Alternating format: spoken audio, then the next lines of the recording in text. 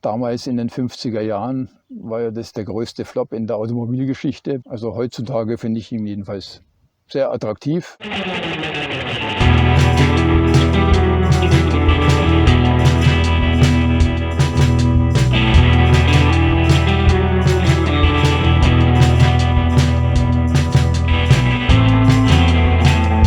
Er schluckt natürlich noch so um die 20 Liter. Aber in dem Fall ist es ja Nebensache, da wir sagen müssen, wie viel Spaß man pro Liter hat. Und der ist eigentlich unbezahlbar.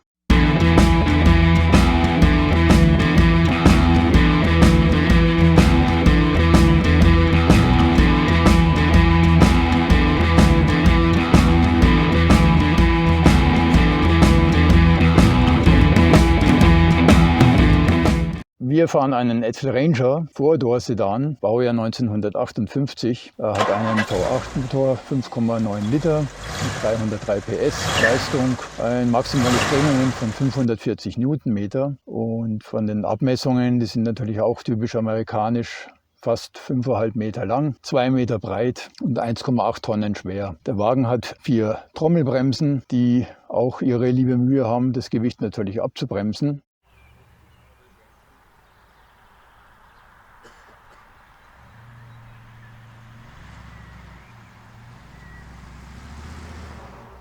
Das war früher ein Polizeifahrzeug an der kanadischen Grenze. Man erkennt den Wagen, man höre und staune, am Automatikgetriebe. Im Jahre 58 waren die Etzel alle serienmäßig mit einer Teletouch-Automatik ausgerüstet. Es waren also Druckknöpfe in der Schaltnabe vom Lenkrad, die man betätigen konnte und dort auch die Gänge für das Automatikgetriebe einlegen konnte. Hier handelt es sich um ein Fahrzeug, was den Wählhebel am Lenkrad hat.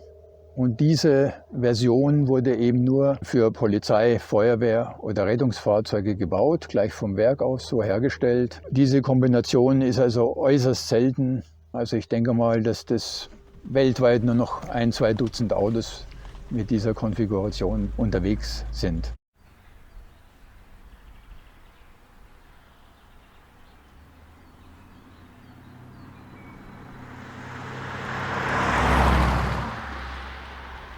Oldtimer begeistert war ich schon immer. Die amerikanischen Autos waren noch nicht so in meinem Fokus früher. Das hat sich erst ergeben, nachdem ich mit einem Freund ebenfalls einen amerikanischen Oldtimer restauriert habe. Da ist eigentlich erst meine Liebe zu den amerikanischen Oldies erwacht. Der Etzel hier, der hat einen Freund von mir gehört und eines Tages ist er um die Ecke mit ihm gekommen. Und das erste Mal, wie ich ihn gesehen habe, war ich also richtig von der Größe begeistert und vom Aussehen. Hat richtig schöne Formen und Kurven, wie man sieht. Das ist halt noch typisch von den 50er Jahren.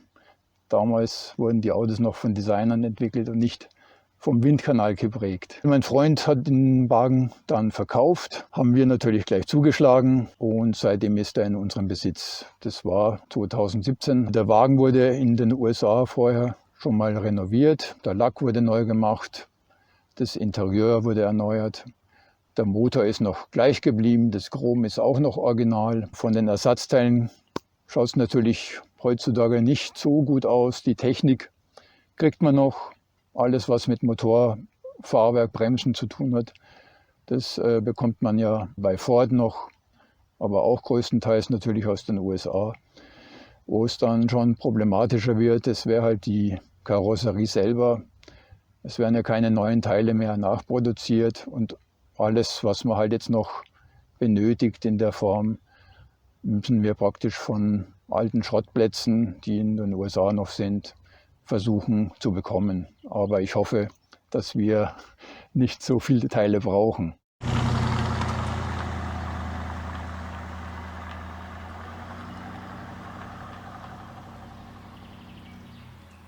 Vom Fahren her ist es natürlich was komplett anderes als heutige Autos. Man muss zum einen wirklich aufpassen, weil das Auto hat ja nur 4 Trommelbremsen, keinen Bremskraftverstärker, keine Servolenkung und da muss man schon wirklich sehr vorausschauend fahren. Aber zum anderen auch die ganzen Verkehrsteilnehmer um einen herum. Man fällt natürlich wirklich sehr auf mit dem Auto und die meisten wollen halt dann während der Fahrt ein Foto schießen, was man da manchmal sieht, das kann man eigentlich echt nicht glauben. da muss man dann auch schauen, dass es zu keiner gefährlichen Situation kommt. Wir fahren damit auch auf sehr viele Treffen. Das ist echt ein Hingucker, weil es halt eben sehr selten ist. Es ist kein so ein 0815 Ami, sage ich mal, wie zum Beispiel der Ford Mustang, den es halt einfach massenweise auf den Straßen gibt.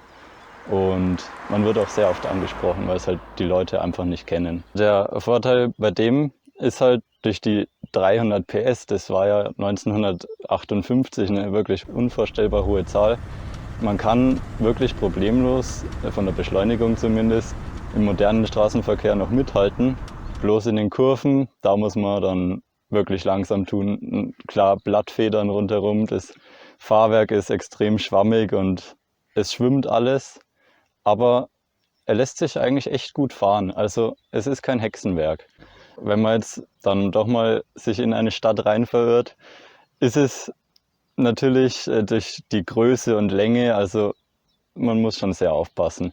Und er hat ja keine Servolenkung. Wenn man da mal um eine enge Kurve rum muss, der Wendekreis ist natürlich auch nicht der kleinste. Also da kann es vor allem in kleineren Straßen schon mal dazu kommen, dass man mal rumrangieren muss. Aber das ist halt dann einfach so. Das gehört auch einfach dazu, zu so einem alten Auto. Das ist einfach ein Amerikaner, die haben ganz andere Straßengrößen als wir. Und damit muss man leben. Aber ich persönlich finde, das macht doch Spaß, wenn man wirklich aufpassen muss in engen Straßen.